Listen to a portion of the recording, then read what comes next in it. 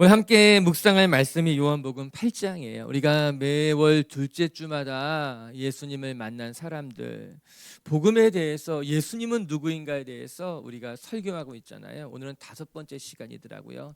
지난달에는 제가 없어서 못했고 그 전달 우리 4번째 우리 베데스다 연못에서 예수님을 만난 사건을 같이 살펴봤고, 오늘 요한복음 8장입니다. 가늠하다가 현장에서 붙잡힌 여인의 이야기예요. 바리새인들과 서기관이 이 현장에서 붙잡힌 여인을 예수님께 데리고 왔습니다. 그리고 예수님에게 물었지요. 이 여인을 어떻게 하는 것이 좋으냐.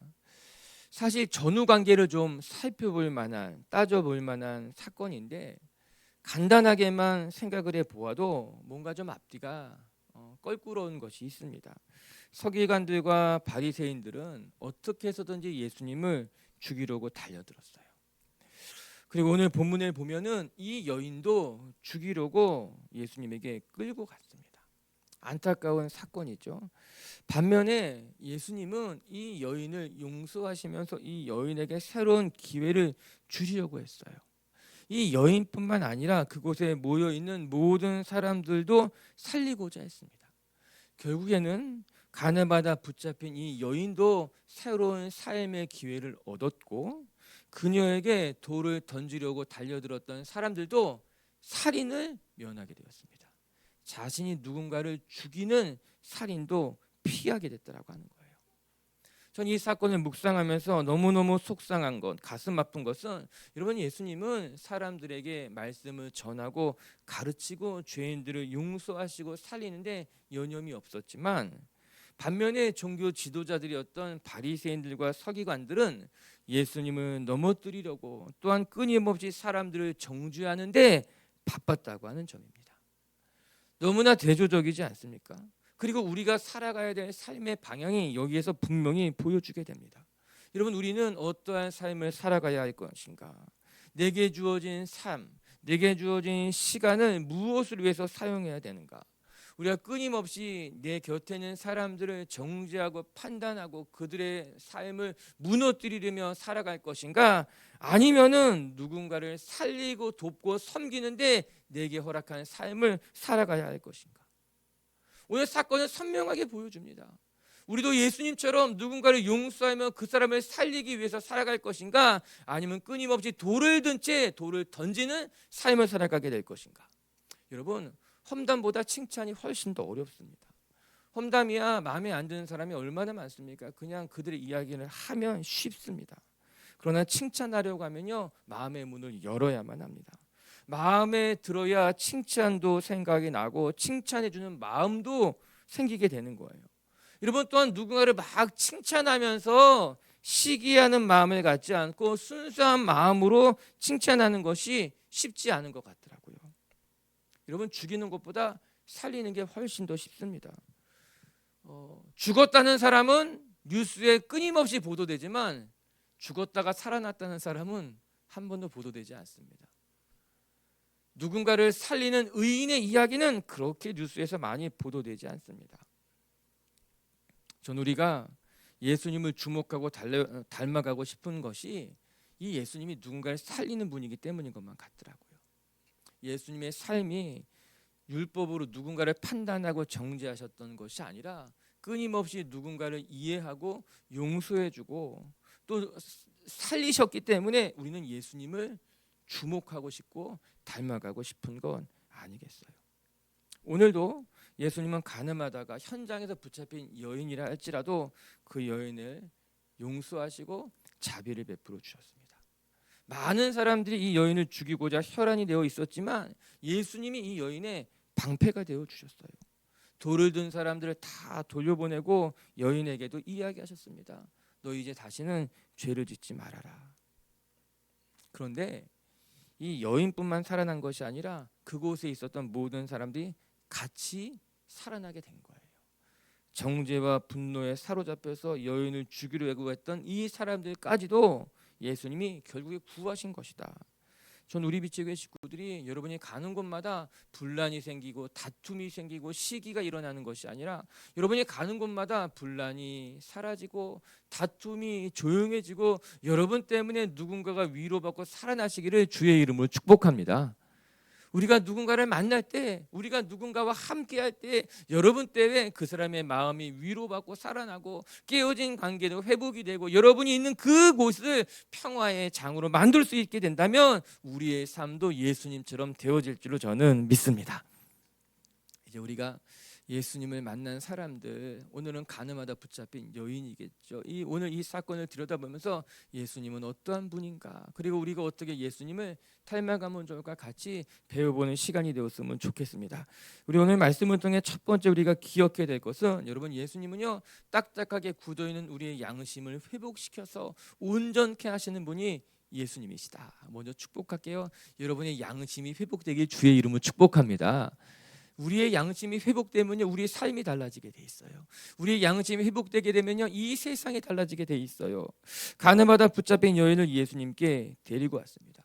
이는 예수님을 올무에 걸려 넘어지고자 하는 이 바리새인들과 유대인들의 속셈이었어요.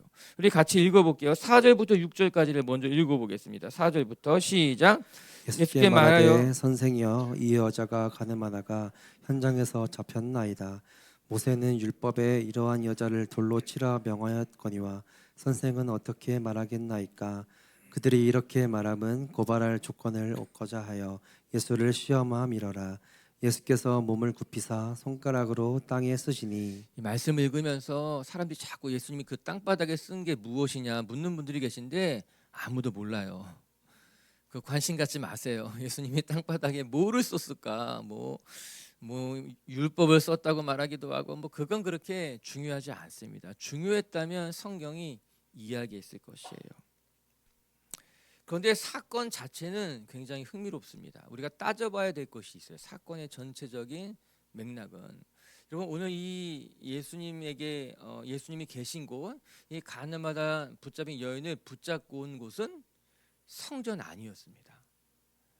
1절 2절을 읽어보게 되면 예수님이 성전 안에 들어가셨거든요. 가늠하다 붙잡힌 여인은 율법에 따르면은 그 자리에서 돌로 쳐서 죽이는 것이 맞았는데 그 자리에서 돌로 치지 않고 이 여인을 어디까지 데리고 왔는가? 성전까지 데리고 왔다라고 하는 거예요. 두 번째는 가늠하다가 현장에서 붙잡혔다고 하는데 가늠이 혼자 하는 것이 아닐 것인데 남자는 보이지 않습니다. 그 남자가 누구길래 왜 남자는 보이지 않고 여자만 데리고 와서 죽이려고 하는 것일까? 뭔가 상황이 꺼림직해 보입니다. 그리고 이들이 예수님께 물었습니다. 이 여인을 어떻게 해야 되냐? 그러면 예수님은 딜레마에 빠질 수 있었습니다. 모세 율법대로라면 이 여인을 돌로 쳐서 죽여야만 했지요. 그러나 예수님은 지금까지 우리에게 보여주는 삶은 세리와 죄인의 친구였습니다. 그렇게 예수님 말씀하셨습니다. 그리고 세리와 죄인들과 함께 먹으셨죠. 만약에 여인을 돌로 치려고 한다면 지금까지 예수님이 보여주신 것과 예수님을 따르는 사람들에게 배반감을 줄 수 있었을 것입니다. 아니, 지금까지는 세리와 죄인의 친구라고 그렇게 이야기하면서 결국에는 유대인들과 똑같네, 다르지 않네, 이렇게 됐을 거예요.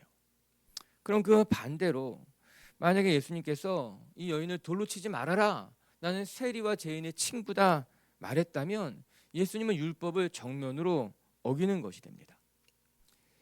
유대인으로서 모세의 율법을 지키지 않게 되어서 바리새인들과 서기관들이 달려들 길을 막을 수가 없었어요.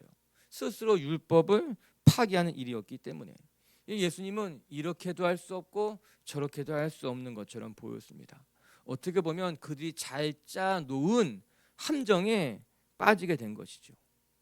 그런데 예수님께서는 누구도 상상할 수 없는 방법으로 이 올무를 끊어버리고 하나님의 나라에 대해서 가르쳐 주십니다. 그게 7절의 말씀이에요. 7절도 한번 읽어볼게요. 시작. 그들이 묻기를 마지 아니하는지라. 이에 일어나 이르시되 너희 중에 죄 없는 자가 먼저 돌로 치라 하시고. 예수님이 하신 말씀은 의외로 너희 중에 죄가 없는 자가 먼저 돌로 치라는 거예요. 돌로 쳐야 되는 그 상황 속에서 돌로 치라는 거예요. 그런데 누가 치냐? 너희 중에 죄 없는 자가 돌로 치라. 예수님께서 오늘 사건에서 말씀이 그리 많지 않으셨습니다. 여러분 궁금해하는 것처럼 땅바닥에 주저앉아서 글을 좀 쓰셨어요. 그리고 나서 몇 마디 하셨습니다. 몇 마디 하셨습니다. 그런데 그 몇 마디가 굉장히 큰 영향력이 되었던 거예요.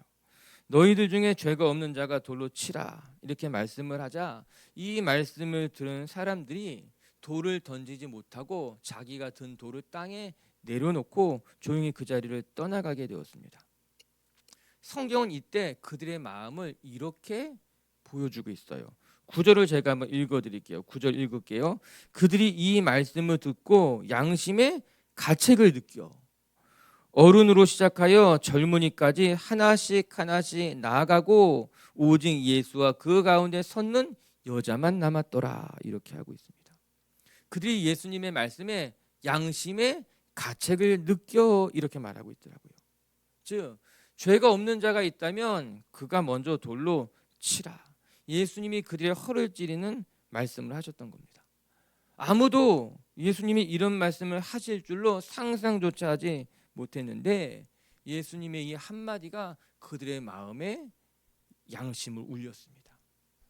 정죄와 분노, 판단, 죽이고자 하는 마음으로 똘똘 뭉쳐져 있었던 그들의 마음에 예수님의 말씀이 울려 퍼지게 된 거예요. 그리고 그들이 비로소 잃어버렸던 양심, 남을 정죄하고 판단하기만 했던 그 딱딱하게 굳어져 있었던 양심이 회복되기 시작했다라고 하는 것입니다.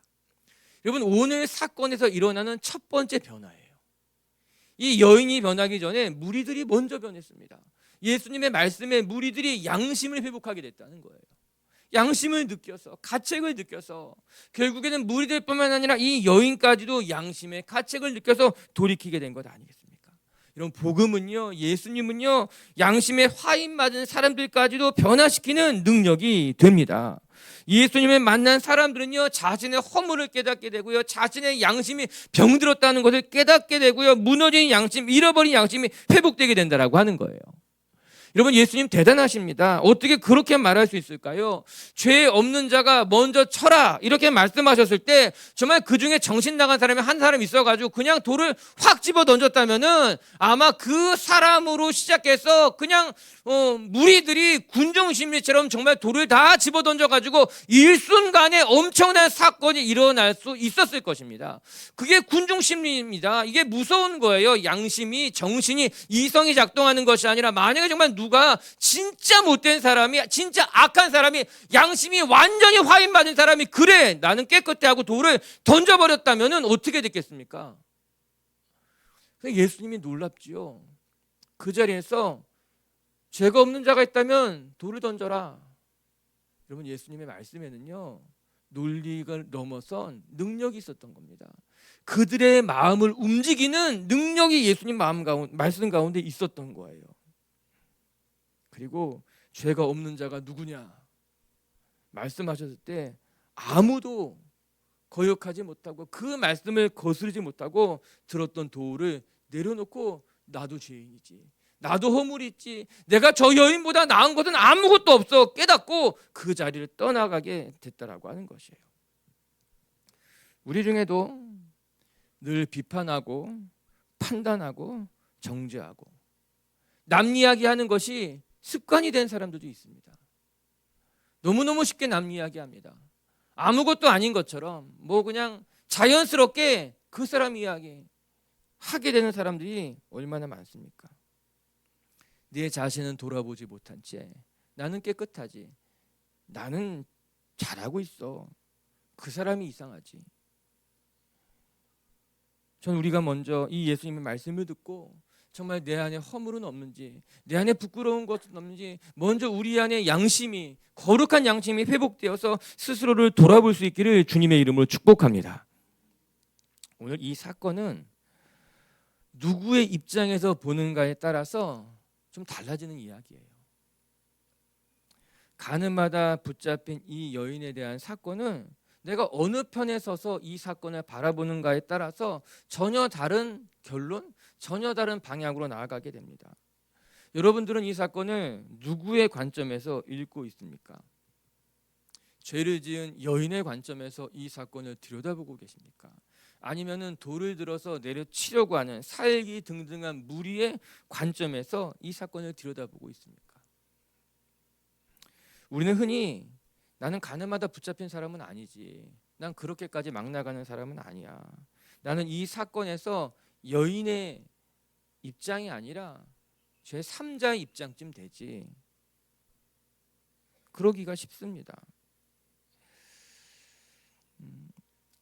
나는 적어도 저런 죄는 짓지 않는 사람이니까 나도 모르는 사이에 돌을 든 사람의 관점에서 저 여인을 바라보고 예수님이 저 여인을 어떻게 용서하시는가를 바라보게 되기가 쉬운 거예요.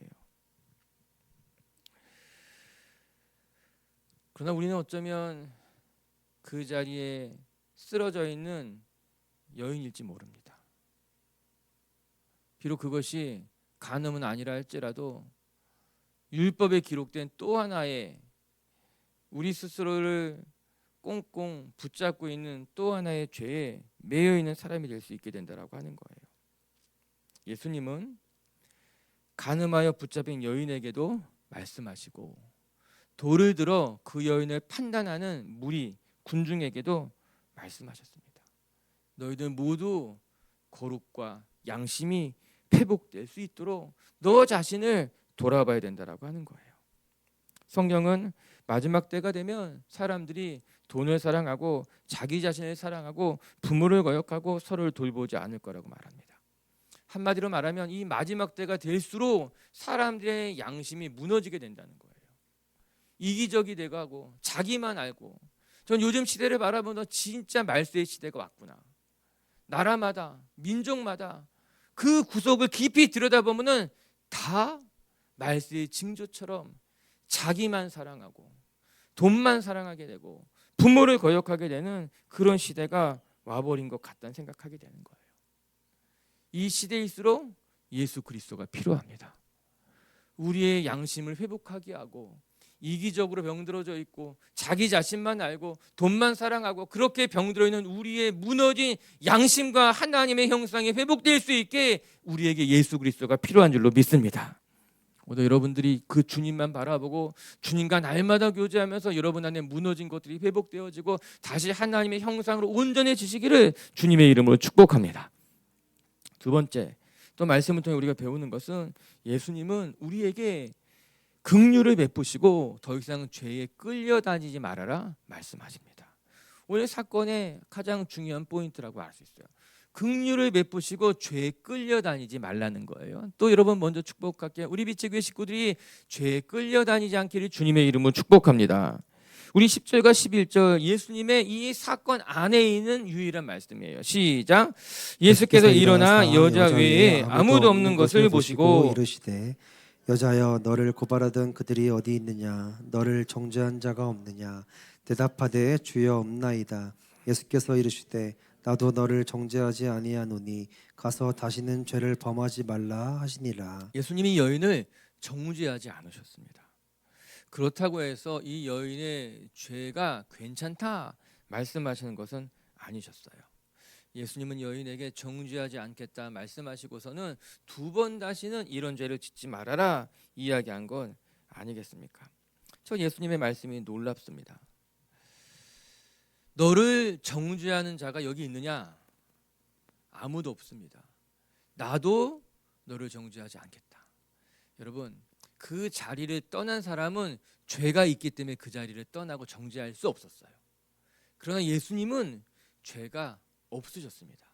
무리들과 예수님이 이 여인을 정죄하지 않는 데는 다른 근본적인 이유인 거예요. 무리들은 자신들도 죄가 있기 때문에 이 여인을 정죄할 수 없었던 겁니다. 그러나 예수님은 죄가 없으신 분이었어요. 그래서 정죄할 수 있었지만 다른 거죠. 예수님은 나도 너를 정죄하지 않겠다 이야기하십니다. 예수님께서 가늠하다 붙잡힌 그 여인에게 내가 한 행위가 죄가 아니야 라고 말씀하신 것이 아니라 죄이지만 정죄하지 않겠다고 말씀하시는 거예요. 무슨 말이겠습니까? 긍휼을 베푸시는 것입니다. 돌로 쳐서 죽이는 것이 율법이지만 무리들 앞에서 초라하게 쓰러져 있는 그 여인을 주님은 긍휼의 눈빛으로 바라보신 거예요. 돌을 든 살기 등등한 사람들에 의해서 너무나 초라하게 연약하게 주저앉아 있는 그 여인을 예수님은 정죄의 눈이 아니라 긍휼의 눈으로 바라보시면서 나는 너를 정죄하지 않겠다. 여러분, 이 여인이 얼마나 무서웠겠습니까? 수없이 많은 군중에 둘러싸여 있었습니다.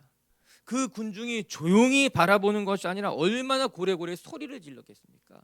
여인 죽여라. 저 여인 죽여야 된다. 가늠한 여인이다. 그렇게 험한 분위기 속에서, 험악한 분위기 속에서 이 여인 두려웠을 겁니다. 무서웠을 것입니다. 그런데 그때 예수님이 나타나셔서 여인에게 자비를 베푸시는 거죠. 사람들을 다 돌려보내고 이제 비로소 조용해졌습니다. 그 여인에게 말합니다. 너를 정죄하던 자들이 어딨냐? 너를 죽이려던 자들이 어딨냐? 다 갔다. 나도 너를 정죄하지 않는다 말씀하고 계신 거예요. 내가 너를 정죄하지 않겠다는 것은 돌을 던지지 않겠다는 거예요. 여러분, 세상은 끊임없이 판단하고 정죄합니다.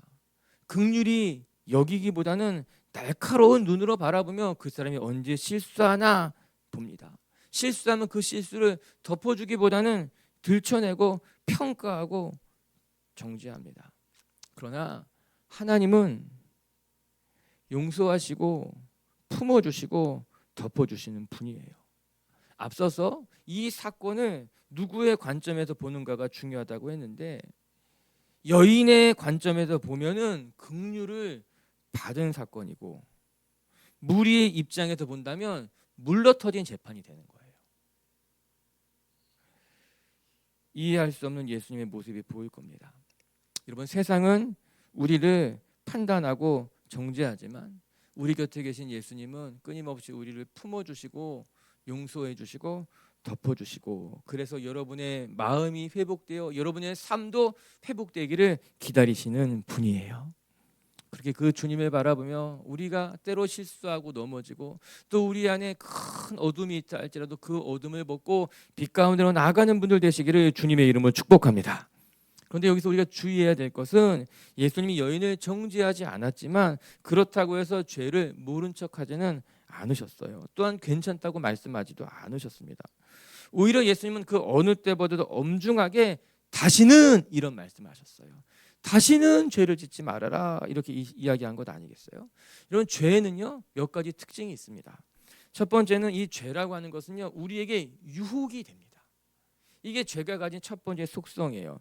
단 것을 좋아하는 사람에게 죄는 달콤하게 다가오고 매운 것을 좋아하는 사람에게는요 죄는 매콤하게 다가오게 돼 있습니다. 사단은 우리의 약점을 너무나 잘 알기 때문에 우리가 무엇에 걸려 넘어질지 우리가 무엇에 연약하고 무엇을 좋아하고 무엇 때문에 무너지는지 잘 알고 그 약점을 통해 다가옵니다. 그래서 죄가 무섭습니다. 여러분, 죄를 쉽게 보지 않아야만 됩니다. 두 번째 죄라고 하는 것은요 반복하기가 쉽습니다. 중독하게 되는 거죠. 한두 번 죄를 짓고 끝내는 것이 아니라 반복되게 되는 거예요. 여러분, 그래서 죄는 가까이 가지 말아라, 흉내도 내지 말아라 이야기한 것 아니겠어요? 나는 괜찮을 것 같아, 그냥 이제 끊을 수 있어. 그러나 그렇지 않다라고 하는 거예요. 세 번째 죄는요 확장성을 가지고 있습니다. 처음 지은 죄에서부터 점점 더 커지게 됩니다. 나도 모르는 사이에 내 안에 어둠이 점점 부풀어 올라서 결국에 우리를 죄의 올무에서 헤어나지 못하게 합니다. 바늘 도둑이 소도둑 된다는 말 있지 않습니까? 정말 정확한 이야기예요. 처음에는요 요만한 죄를 짓고도 가슴이 콩닥콩닥 두근두근 어떡하나 하다가 나중에는 이것이 습관이 되면서 괜찮을 것 같은 마음도 들게 된다라고 하는 거예요.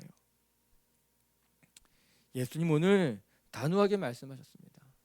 다시는 죄를 짓지 말아라. 사실 예수님은 이 말씀을 종종 하셨습니다. 죄를 짓는 사람, 어둠 속에 있는 사람들에 대해 종종 말했습니다.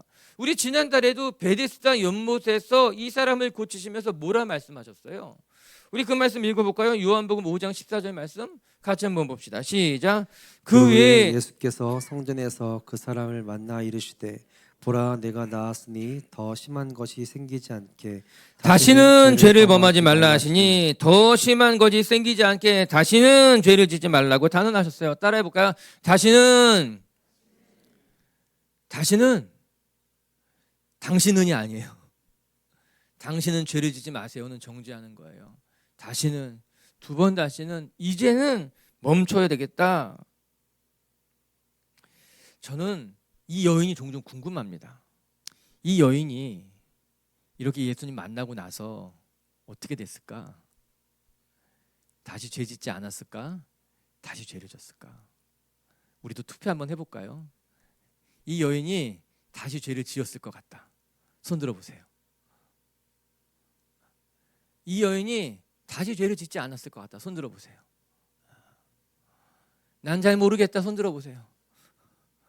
잘 모르겠다. 성경을 찾아봤어요. 성경에 뭐라고 했을까? 케이스 바이 케이스더라고요. 성경에 이 여인의 이야기는 없어요. 그런데 7 귀신 들렸다가 살아난 여인은 막달라 마리아. 그 여인의 삶은 달라졌습니다. 예수님이 십자가에 달려 죽으실 때까지 예수의 곁을 지키는 여인으로 삶이 변했습니다. 반면에 예수님을 팔았던 유다는 자신의 판단이 잘못됐다는 것을 깨닫고 나서 그는 스스로 자기 목숨을 끊고 죽었습니다. 스스로 삶을 마감했죠. 그리고 오늘 본문에 등장한 이 여인은 그의 삶이 더 이상 성경에 기록되어져 있지 않습니다. 사람마다 다르더라고요. 어떤 사람은 큰 은혜를 입고 돌이켜 예수의 곁을 떠나지 않은 여인도 있었지만 어떤 사람은 자기가 잘못됐다는 것을 알았지만 자신의 삶을 끝내면서 여전히 그냥 제 갈 길로 간 사람도 있어요. 어떤 사람은 그냥 종족을 감춰버려서 어떻게 됐는지 알 수 없는 사람도 있어요. 케이스 바이 케이스. 중요한 것은 여러분이에요. 주님이 나를 용서하셨을 때, 나의 허물을 깨닫게 했을 때 나는 어떤 사람이 될 것인가는 여러분의 몫이라고 하는 거예요. 정말 달라질 수도 있고 똑같아질 수도 있고, 소망하기는 우리 빛의 교회 식구들은 점점 더 성숙해지고 점점 더 거룩해지고 점점 더 아름다워지시길 주님의 이름으로 축복합니다. 우리 옆에 분 바라보면서 그렇게 결단합시다. 우리 달라집시다. 우리 조금씩 더 거룩해집시다. 시작.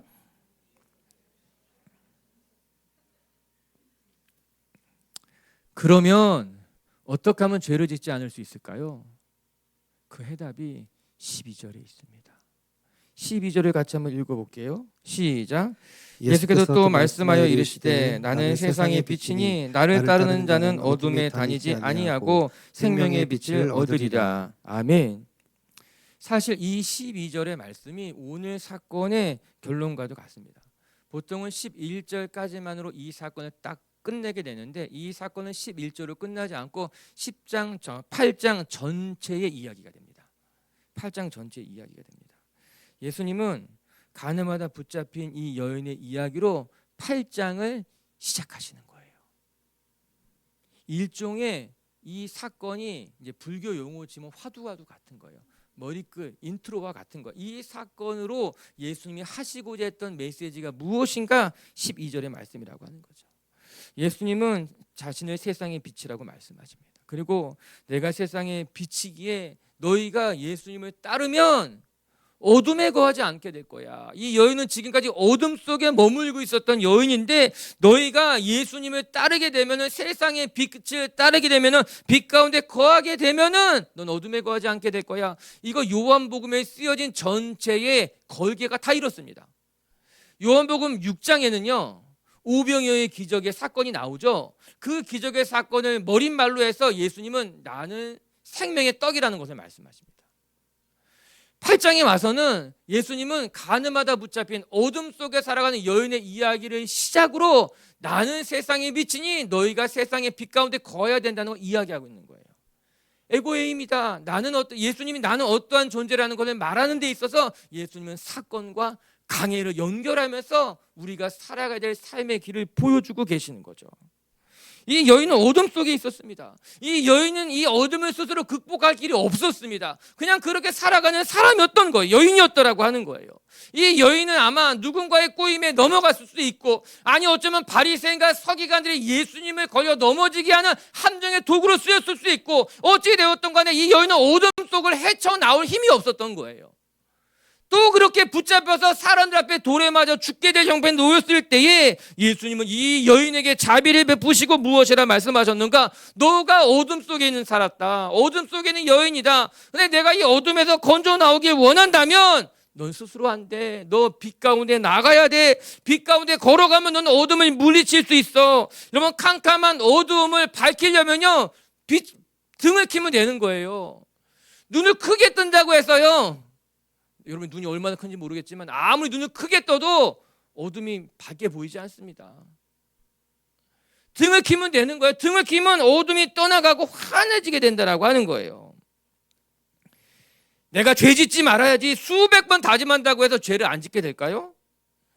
내가 진짜 죄 안 질 거야. 정말 결단할 거야. 우리 매 주일마다 결단하잖아요. 회개기도하며 참회기도하면서 결단하는데, 그럼에도 불구하고 끊임없이 또 넘어지고 반복되는 것은 우리 안에 죄성이 있기 때문이죠. 우리가 어둠 속에 있기 때문인 거예요. 노래 하나 해드릴까요?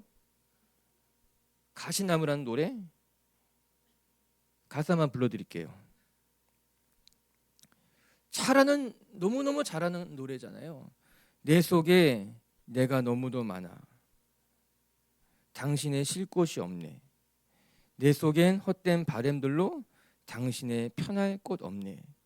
내 속엔 내가 어쩔 수 없는 어둠, 당신의 쉴 자리를 뺏고, 내 속엔 내가 이길 수 없는 슬픔, 무성한 가시나무 숲 같네. 우리가 다 공감하는 거예요. 내 속에 내가 어쩔 수 없는 어둠이 있죠.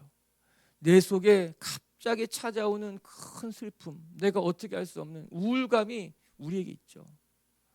다 우리 안에 있는 어둠들. 근데 이거 내가 어쩔 수 없는 거예요. 내가 어떻게 감당할 수 없는 거예요. 그게 연약한 우리의 모습이라고 하는 거예요. 오호라 나는 공고한 사람이로다. 내가 이 어둠을 어떻게 이길 수 있을까? 목사님, 전 계속해서 우울해요. 너무너무 우울한데 기도해도 안 되는 것 같아요. 어떻게 할 수 없어요. 저는 어떻게 이 우울증을 이길 수가 없어요. 여러분, 방법은 한 가지예요.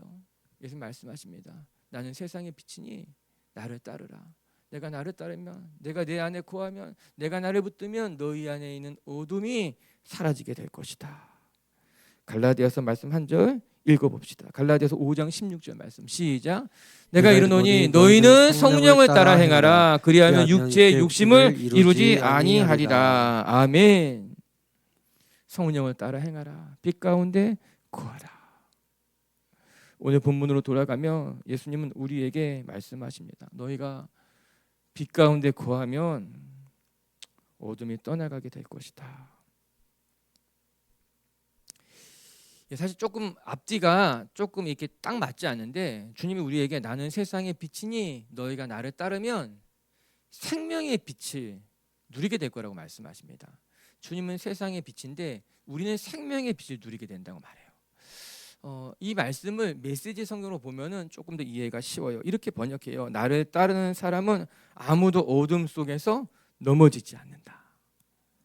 나는 그에게 빛을 풍성하게 주어 그 속에 살게 한다. 이게 중요해요. 그 속에 살게 하신다는 거예요. 예수님이 우리에게 빛을 비춰주어서 우리가 그 빛 가운데 풍성히 살아갈 수 있도록 주님이 도우신다는 거죠. 하신다라고 하는 거예요. 오늘 우리 주님이, 우리 예수님이 여러분을 그렇게 도우시고 어둠을 물리쳐 빛으로 살아가게 하실 줄로 믿습니다. 그렇게 빛 가운데 거하는 성도님들 되시기를 주님의 이름으로 축복합니다. 말씀을 정리합시다. 오늘 가늠하다 붙잡힌 이 여인이 얼마나 그 무리 속에서, 군중들 속에서 무섭고 두렵고 이제 내 인생은 끝이다 생각했을 것입니다. 그러나 예수님이 그 여인의 방패가 되어주시고 그 여인을 용서하시고 자비를 베풀어 주십니다. 여러분, 우리 중에 죄 가운데 넘어지지 않은 사람이 어디 있겠습니까? 우리 중에 죄로 말미암아 정죄받지 않는 사람이 누가 있겠습니까? 다 정죄받고, 그래서 때로는 부끄럽고 수치스럽고, 그러나 예수님이 우리의 모든 허물을 덮어주시고 자비를 베풀어 주실 것입니다. 우리의 죄를 용서하시기를 주님이 원하십니다. 그 주님만 붙드시면서 이 인생길에서 주님이 여러분의 모든 어둠을 물리치시는 것을 경험하는 성도님들 되시기를 주의 이름으로 축복합니다.